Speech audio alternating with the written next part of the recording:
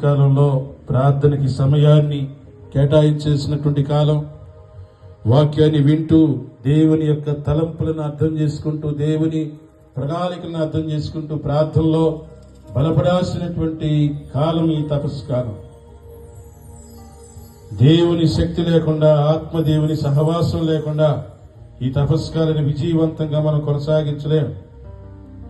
దేవుడు మనతో చెప్పినటువంటి మాటలు, మనతో మాట్లాడినటువంటి మాటలు, జీవితంలో చాలా కష్టం పాటించడానికి అనుకునేటువంటి మాటలు మనం పాటించడానికి దేవుడు మనకి సులువైనటువంటి మార్గాలను మనకు చూపిస్తూ, శత్రువుని ప్రేమించినటువంటి దావీదుని సమాత్రంగా చూపిస్తూ,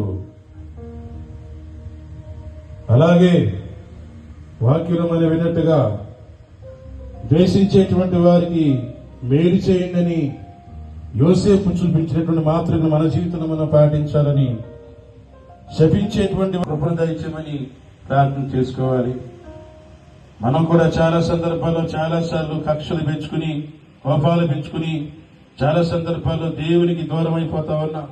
ప్రార్థనలు బాగానే చేస్తున్నాం గాని, ఉపవాసాలు బాగానే ఉంటున్నాం గాని, క్రమం తప్పకుండా దేవాలయానికి వెళుతున్నాం గాని, పూజల్లో పాల్గొంటున్నాం గాని, మన మనసుల్లో మార్పు లేకుండా, మన మనసుల్లో పరివర్తనం లేకుండా, ఎన్ని ప్రార్థన చేసినా, ఎన్ని పాటలు పాడినా, ఎన్ని కోటాల్లో మనం పాల్గొంటూ ఉన్న మార్పు లేని మనస్సులను పరివర్తనం జరిగినటువంటి హృదయాలలో దేవుని కార్యాలు జరగవో.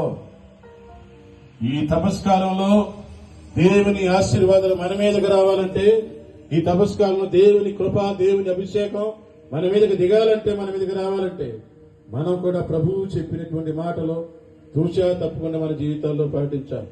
చాలాసార్లు మనం కూడా ఎంతో మందిని ద్వేషించుకుంటూ ఉన్నాం, ఎంతో మందితో శత్రుత్వాన్ని పెంచుకుంటూ పోతూ ఉన్నాం, ఎంతో మంది మీద పగ పెంచుకుని, చాలాసార్లు కక్షలు పెంచుకుని, అసూయలు పెంచుకుని, సౌలు దావీదు మీద అసూయలు పెంచుకున్నట్టుగా చాలా సందర్భాల్లో మనం కూడా ఓర్వలేని తనంతో